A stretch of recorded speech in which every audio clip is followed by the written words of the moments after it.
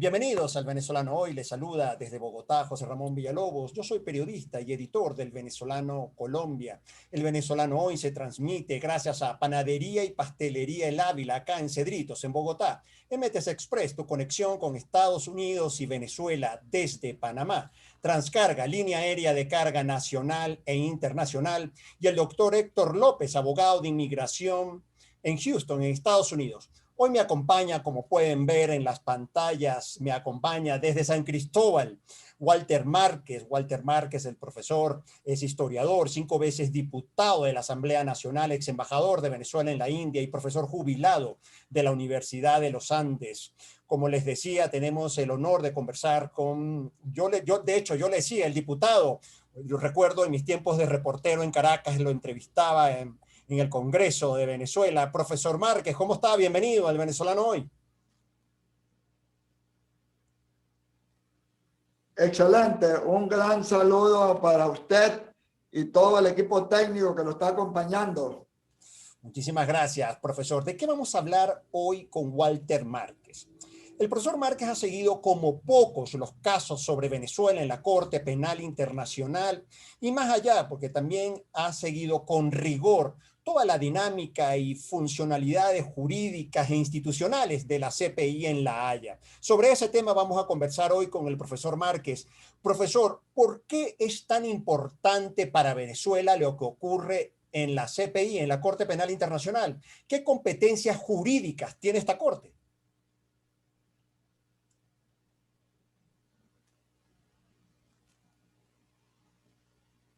Profesor.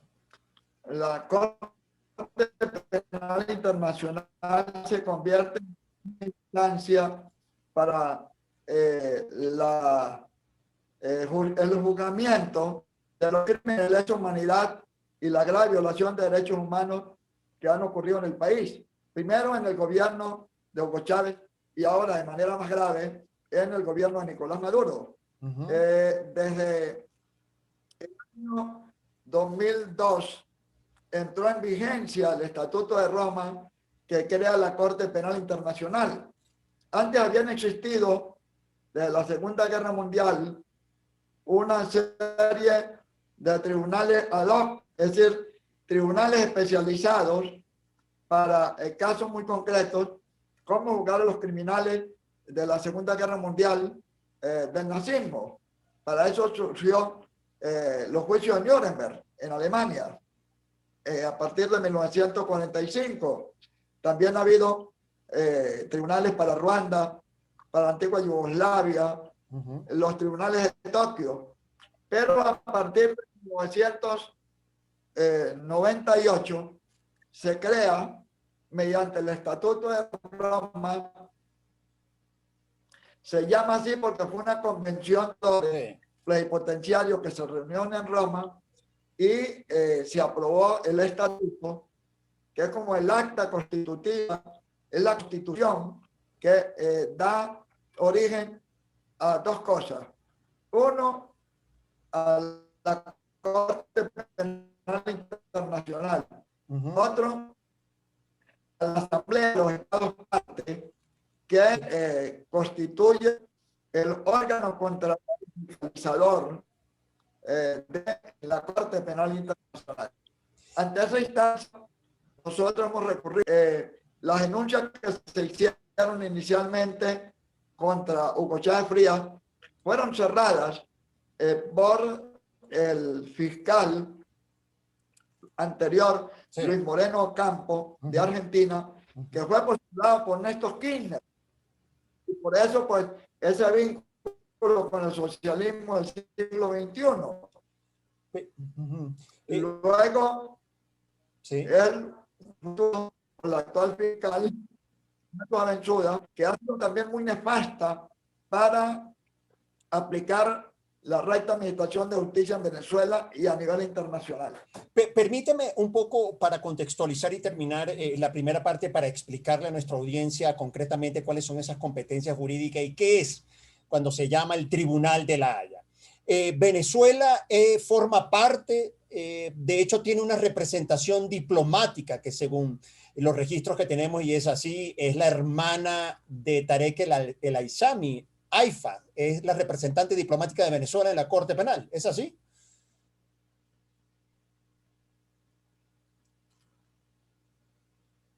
Sí, lo que pasa es que la figura de embajador ante la Corte Penal no existe. Eso fue creado por el régimen de Nicolás Maduro. Lo que existe es el representante diplomático de Venezuela ante las partes y enlace para que la cooperación en la Corte, pero no existe la figura de embajador ante la Corte Penal. Eso fue creado por el régimen al margen del Estatuto de Roma. Sí. Pero ella ha diseñado y ha implementado un intenso lobby. Primero, la cogieron a ella por ser de ascendencia árabe y la fiscal actual, Fatou Bensouda, es de ascendencia árabe. Es también de la región musulmana, islámica. Entonces, también Haifa al-Aksami, al igual que su hermano, Tarek el-Aksami, Sí. que ha tenido altos cargos en el país y ahora es el ministro de Petróleo, también están identificados desde que llegó a La Haya, a la Corte Penal, todas las denuncias y ha logrado que esta fiscal, a pesar de las innumerables denuncias ONG de particulares del alto comisionado Hussein, la actual alta comisionada de Derechos Humanos, Michelle Bachelet, también el secretario general de la OEA, Luis Almagro, el actual equipo dirigido por el Consejo de Derechos Humanos de Naciones Unidas, que es la misión internacional independiente para la verificación de los hechos, todos han señalado que en Venezuela hay crimen de lesa humanidad. Sí. Pero la fiscal ha empleado tres estrategias. La primera, acumular denuncias y no resolver. La segunda, argumentar que no hay laxo para decidir en el Estatuto de Roma, lo cual es falso. El artículo 21 del Estatuto de Roma remite al derecho de la Corte, al derecho internacional, y en caso de que no haya normas procesales, se debe recurrir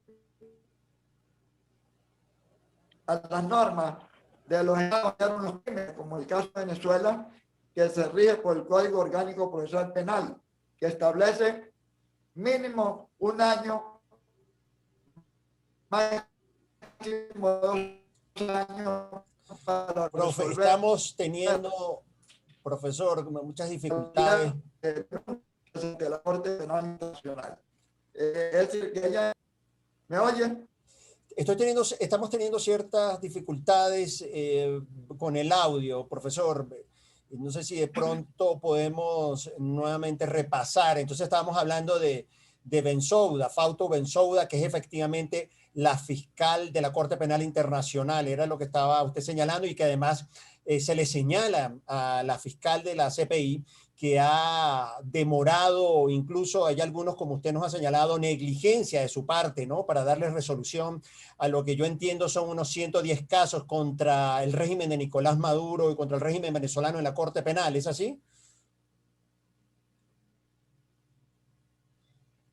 Sí, hay hasta el 2018, Sí. hasta diciembre del 2018, 110 casos. Ahora, aunque no tenemos una estadística oficial, sobrepasan los 200 casos. Pero hay un informe elaborado por un grupo de expertos designado por Luis Almagro, que el 27 de mayo del 2018 consideró en un informe presentado que habían crímenes de lesa humanidad en Venezuela. Habían fundamentos suficientes para considerar que habían crímenes de lesa humanidad.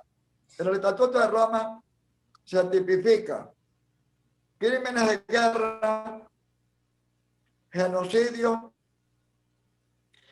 el delito de agresión y crímenes de lesa humanidad. Los crímenes de lesa humanidad tipifican 11 delitos internacionales. Dentro de esos 11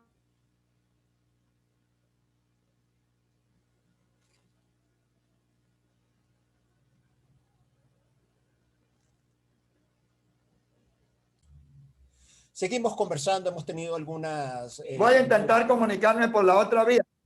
Sí, por favor.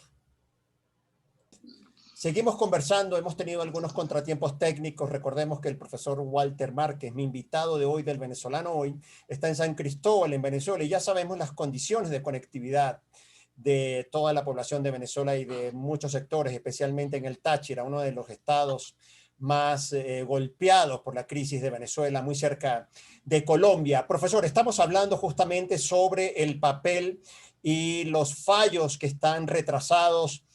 Para algunos llaman que hay negligencia por parte de la fiscal de la Corte Penal Internacional, Fatou Bensouda, que además la fiscal de la Corte Penal está en sus funciones desde 2012 y ya está justamente por terminar su periodo.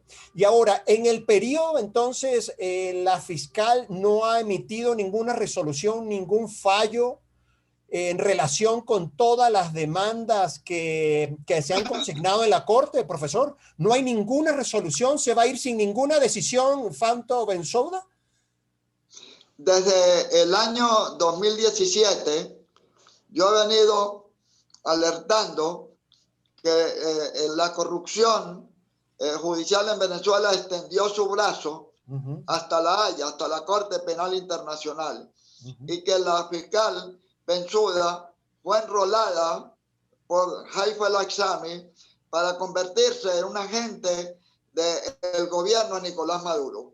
Hay suficientes pruebas, hay demasiados elementos que demuestran el alto nivel de criminalidad del Estado venezolano y del jefe de Estado de facto, Nicolás Maduro.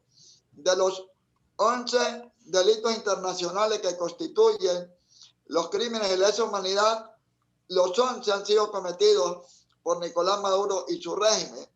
Tenemos, por un lado, el tema de exterminio, el crimen de exterminio por la privación de alimentos y medicina, el crimen de desplazamiento forzoso y deportación que ocurrió en la frontera en contra de los colombianos en agosto del 2015, y el desplazamiento forzoso de casi 5 millones de venezolanos. El crimen de apartheid por el trato discriminatorio étnico y racial contra los diputados de Amazonas y contra el pueblo de Amazonas.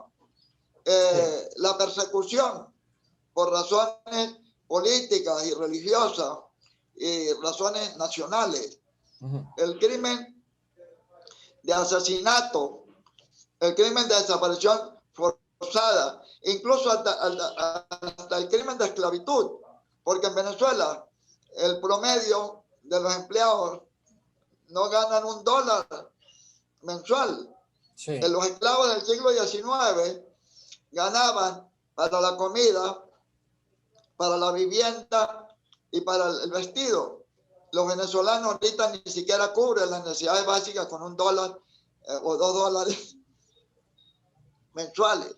Entonces, sí, todas esas pruebas han sido presentadas por el informe Almagro del año 2018, sí, por el informe del Alto Comisionado de Derechos Humanos anterior, el príncipe Said Rad Hussein, por la actual alta comisionada, la señora Bachelet, un informe de investigadores independientes que se denomina, que es un equipo de la Misión Internacional Independiente de Verificación de Hechos del Consejo de Derechos Humanos de Naciones Unidas. Todas estas pruebas han sido desestimadas por la fiscal, quien duró 4 años, sí, para abrir un examen preliminar, y ya casi 3 años en un examen preliminar que cada año.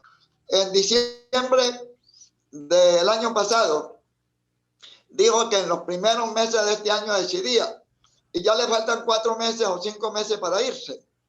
Entonces, esta señora es responsable de negligencia, de corrupción, porque tiene el compromiso de encubrir los crímenes de lesa humanidad del régimen de Nicolás Maduro por el lobby desarrollado por Haifa al-Assami, que fue designada embajadora ante la Corte Penal Internacional.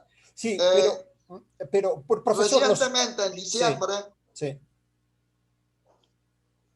¿Me oye? Sí, sí, profesor, no, interpretando lo que usted nos está diciendo, realmente lo que resta pensar que entonces la Corte Penal Internacional es vulnerable a las presiones de los países, en este caso de Venezuela, de manera que pierde credibilidad esta tribuna internacional, profesor. Sí, bueno, el anterior fiscal, Luis Moreno Ocampo, que fue postulado por Néstor Kirchner y por la coalición de gobierno del socialismo del siglo XXI, pues tuvo la misión de encubrir los crímenes de Chávez. Y la actual fiscal, que fue promovida por un bloque africano dirigido por el dictador de Gambia, Yahya Jammeh, al cual le sirvió la actual fiscal Fatou Bensouda como fiscal del Ministerio Público, como fiscal general de la República y como ministro de Justicia, que por cierto fue denunciada después de que cayó la dictadura en el año 2019, fue denunciada por varias víctimas de la represión en la que ella misma participó contra presos políticos.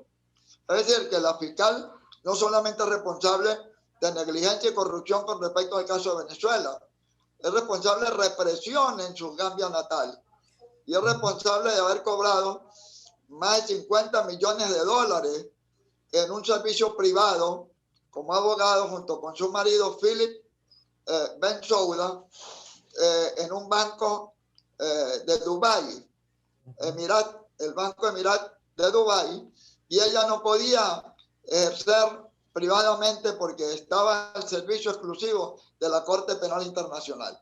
El hecho de ella no es solamente un tema procesal de retardo, sino es un tema ético. Por eso es necesario que el nuevo fiscal que se designe, que por cierto está muy retrasada la designación del fiscal, tiene que pasar todas las pruebas, incluso de alta responsabilidad moral y profesional, para que garantice una recta administración de justicia. Sí, una de las formas... Sí, profesor, la siguiente pregunta y precisión a propósito de lo que está señalando, porque efectivamente el mandato, por así decirlo, de la fiscal Bensouda termina en 4 meses, como usted ha señalado. Ahora, no hay consenso entre los países parte de la Corte Penal Internacional para elegir al nuevo fiscal. ¿Por qué este retraso? ¿Cuáles son los intereses que podían estar detrás de esta elección? Que todavía no hay consenso para eso. Bueno, es que pretenden que haya continuidad de fiscales comprometidos con la impunidad, así como Luis Moreno Ocampo, después que entregó el cargo, apareció involucrado en los Panama Papers y se comprobó que él depositó dinero en paraísos fiscales y también asesoró a unos investigados por la propia Corte Penal Internacional.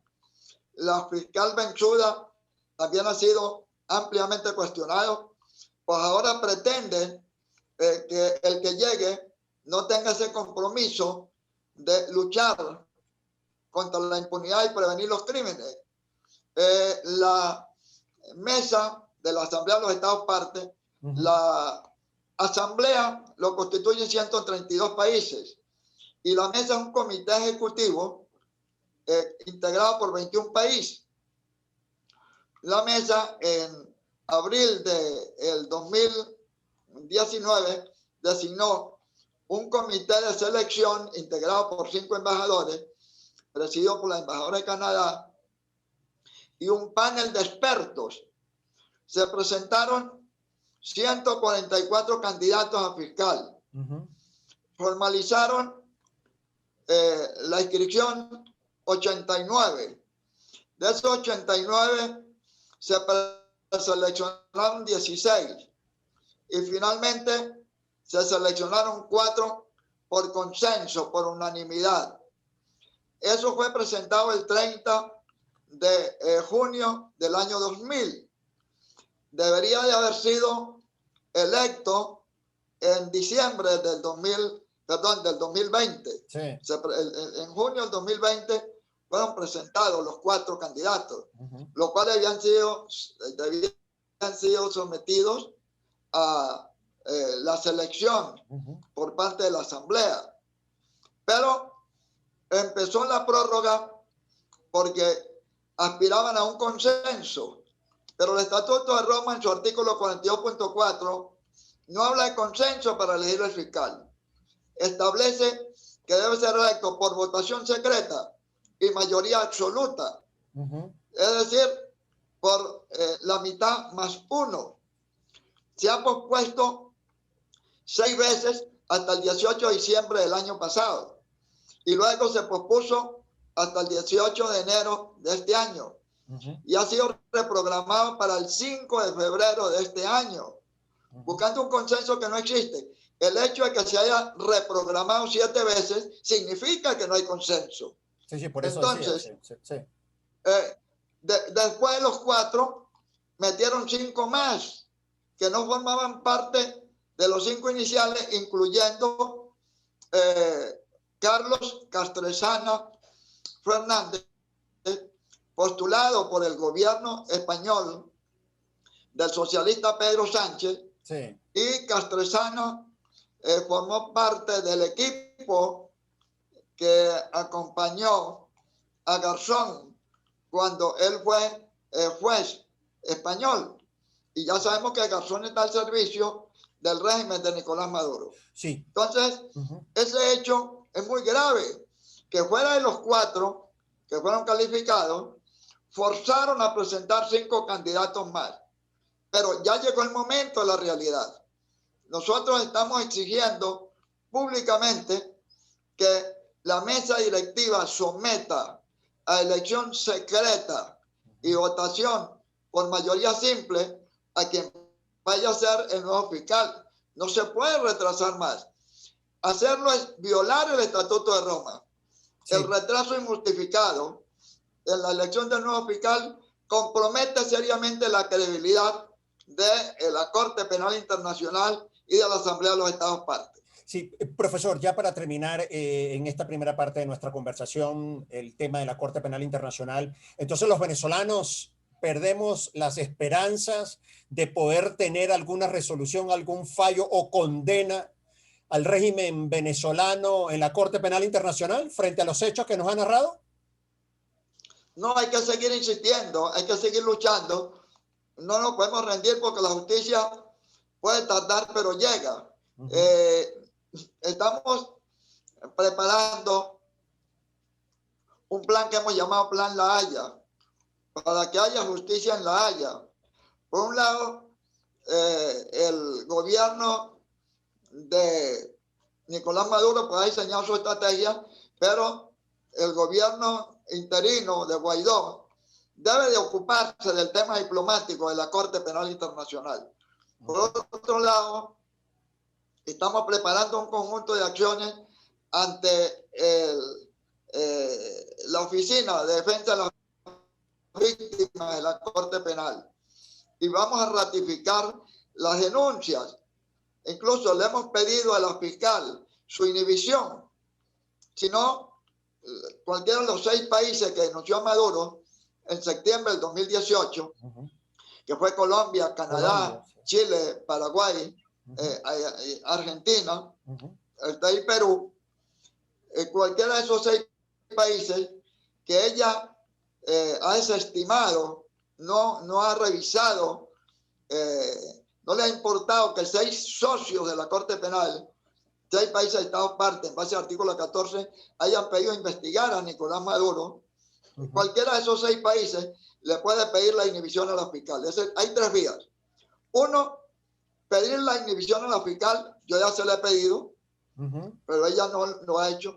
Segundo, recusar a la fiscal, que lo pueden hacer los países parte. Y tercero, que proceda las denuncias que hemos hecho contra ella por negligencia grave, incumplimiento grave y corrupción. De todas maneras, aspiramos que más allá de las maniobras, el nuevo fiscal esté comprometido verdaderamente con la justicia. Yo he planteado que debemos reforzar nuestro trabajo en La Haya, porque en La Haya hay 2 grandes tribunales que importan mucho para Venezuela. El Tribunal Internacional de Justicia, donde se está ventilando el tema del Esequibo, la controversia con Guyana, que nosotros no podemos abandonarla. Y el otro tema es los crímenes de lesa humanidad ante la Corte Penal Internacional. Por eso es importante La Haya, y nuestro eslogan es que haya justicia en La Haya. Que haya justicia en La Haya, porque justamente, profesor, esa es la petición y el deseo también de muchos venezolanos que al ver incluso la propia Comisión de Derechos Humanos de la ONU ha dicho que efectivamente en Venezuela se han cometido crímenes de lesa humanidad. Ahora, profesor, ya estamos terminando este contacto con usted, con el profesor Walter Márquez de San Cristóbal. Profesor, usted como pocos ha investigado los orígenes y la nacionalidad de Nicolás Maduro. ¿Nicolás Maduro es colombiano y nació en Bogotá? Bueno, él es un rolo, como le dicen a los que nació en Bogotá, pero es un rolo vivo que ha tratado de fingir y ocultar su nacionalidad. Yo investigué desde que a él lo nombraron canciller de la República en el 2006, empezó a circular, incluso en el diario La Opinión de Cúcuta y en El Tiempo de Bogotá, la versión de que Nicolás Maduro era colombiano. Y a partir de allí yo hice una rigurosa investigación como parlamentario y como profesor de metodología e investigación de la Universidad de los Andes. Y llegué a la conclusión de que efectivamente Nicolás Maduro nació en Bogotá, lo trajeron de niño a Cúcuta y luego se fue a Caracas. Su partida de nacimiento en Caracas fue insertada después de 2 años de él haber nacido. Hay un trabajo hecho por el doctor Ramírez Torres, un abogado que analizó el contenido de la partida de nacimiento de Nicolás Maduro y considera que es irregular, es chimba, es fraudulenta. La partida de nacimiento colombiano desapareció. Yo fui personalmente, investigué, y en la Notaría Quinta de Bogotá, donde debería estar la partida de nacimiento el por la registro M, de nacimiento, Maduro Moros, fue arrancada físicamente del lugar donde debería reposar. Pero el tema es que ni la Asamblea Nacional venezolana, con mayoría opositora, ni la Fiscalía General de la República para la época investigó la nacionalidad de Nicolás Maduro. En dado caso, por lo menos Maduro tenía o tiene doble nacionalidad, que de acuerdo a la Constitución venezolana le impide ser presidente de la República y le impedía ser candidato presidencial.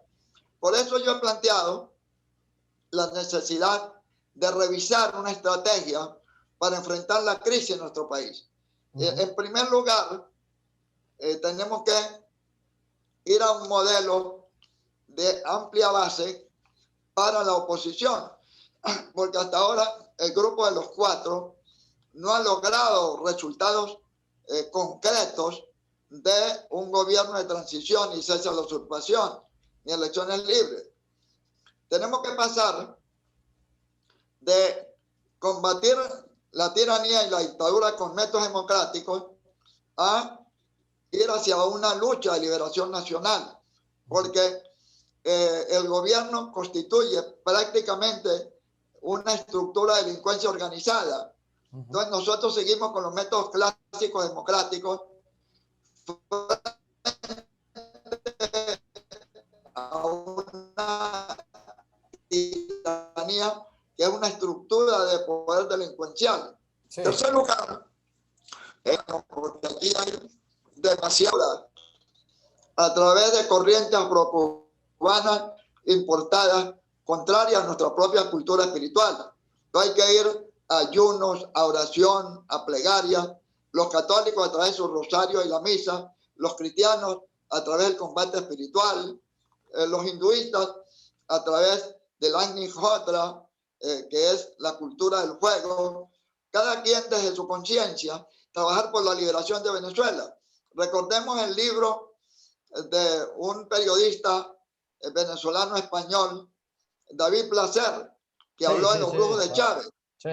Y entonces yo he hablado y hablé incluso con David Placer en España de los brujos de Chávez a los demonios en Maduro. Y ese al poder a través de los puntos una diplomacia activa, no una diplomacia solamente declarativa. Sí. Y el quinto punto es la justicia internacional y la justicia universal, en la que se incluye el tema de la Corte Penal Internacional. Yo tengo fe, convicción, seguridad de que nosotros, invocando y practicando esas esas 5 líneas de acción, esa hoja de ruta, podemos lograr la liberación y la libertad de Venezuela. Mucho más en el año 2021, que se conmemora el bicentenario de la batalla de Carabobo. Tenemos que librar una nueva batalla de Carabobo para la liberación y la libertad de Venezuela. Sí, profesor, ya para terminar, la verdad que todo lo que usted ha señalado puede ser interpretado por el propio régimen a usted y calificado como un enemigo. Y usted está hablando desde San Cristóbal, como hemos visto, con muchas dificultades de conectividad. Está en Venezuela, efectivamente, es una señal inequívoca que usted está en Venezuela, pero no ha sido perseguido por el régimen y usted sigue allí en San Cristóbal. ¿Por qué Maduro no lo persigue? Bueno, yo desde niño sufrí secuelas de polio y soy de los que no le corro los problemas porque no puedo correr. Yo estoy atrincherado aquí en mi estado y estoy aquí trabajando, investigando, y uno de los temas que uno tiene que superar es el miedo, es el temor, porque si uno tiene temor no sale de la casa. Es como el tema del COVID-19. Hay que tomar las precauciones, hay que fortalecer el sistema inmune, pero no puede caer en la pandemia mental, porque para eso también hay que invocar la gracia de Dios. Entonces en Venezuela tenemos una pandemia política que tenemos que combatirla desde el punto de vista físico y espiritual. Maduro nunca ha refutado los argumentos que yo he puesto. Yo incluso en una oportunidad en Cúcuta, cuando iba a Bogotá, me conseguí una señora en el aeropuerto y me dijo: Walter, no investigue la nacionalidad de Nicolásito, ella decía Nicolásito, ni en Cúcuta ni en Caracas, él nació en Bogotá. Resulta que esa señora vivía frente a la casa de los Maduro Moros en Cúcuta, y ella fue compañera de infancia y de juegos infantiles de la mamá de doña Teresa Moros. Ella me contó y ratifiqué toda mi investigación a partir de lo que me dijo esa señora, que yo la tengo reflejada en una investigación que hice. En otras palabras, Nicolás Maduro no puede refutar su origen colombiano. Por lo menos tiene doble nacionalidad, aunque la investigación que yo hice conduce a que él nació en Bogotá y que es un rolo. Que es un rolo. ¿Saben lo que significa en Venezuela un rolo? Tiene otro significado. El rolo es vivo, como usted muy bien me lo dijo al principio con la pregunta. Bueno, profesor Walter, para mí ha sido realmente un honor y un gusto poder conversar con usted. Bogotá, San Cristóbal, unidos en esta transmisión. En una próxima oportunidad, y cuando tengamos novedades de la Corte Penal Internacional, volvemos a hacer contacto. Profesor, y yo me preguntaba, usted me decía que era diputado jubilado de la Asamblea Nacional. Y yo me pregunto, ¿cuánto cobra un diputado jubilado en la Venezuela de hoy? $2 mensuales, profesor. Mira, nosotros no ganamos ni para la subsistencia diaria. Yo porque tengo otros ingresos por otras vías de carácter familiar, internacional, particular, alguna asesoría que hago como consultor, pero no ganamos. Incluso le voy a contar una anécdota. Yo dejé 600 millones de bolívares en el Instituto de Previsión Social del Parlamentario en la Caja de Ahorro. No lo saqué. Hace como un mes pedí una constancia y me quedaron 6 bolívares fuertes, porque esos 600 millones que en la época yo pudiera haber comprado muchas cosas, se me convirtió en 6 bolívares fuertes. Entonces, esta es una situación bien grave. Bueno, siquiera los que vivimos en la frontera, pues tenemos cerca Cúcuta y ahí hay una permeabilidad, a pesar de que la frontera está cerrada, las trochas están abiertas. Sí. Por cierto que ahorita tuvimos que usar una trocha digital para podernos comunicar porque la otra vía ordinaria no funcionaba, entonces usamos la trocha digital. Sí, así es. En estos días me llamó un amigo que me iba a mandar una correspondencia, unos documentos de Bogotá. Me dijo, Walter, ¿y cómo hace para que se lo hagan llegar a San Antonio? Yo le dije, a través de Trocha Express. Ahí hay trocheros que le llevan a usted cualquier cosa de San Antonio para Cúcuta y de Cúcuta para San Antonio. Esa es una realidad geopolítica y estratégica a lo largo del tiempo. Al extremo que Ulat Pietri habló del Táchira de Santander como un tercer país. Así es. Bueno, profesor, ya vamos a terminar este contacto con usted entre Bogotá y San Cristóbal. Muchísimas gracias nuevamente, muy sinceramente, en nombre de todo el grupo editorial del Venezolano. Le agradecemos su participación, profesor, y muchísima suerte y éxito. Y a ustedes, gracias. Hasta luego, profe. Bueno, a ustedes. Chao, chao. Hasta luego.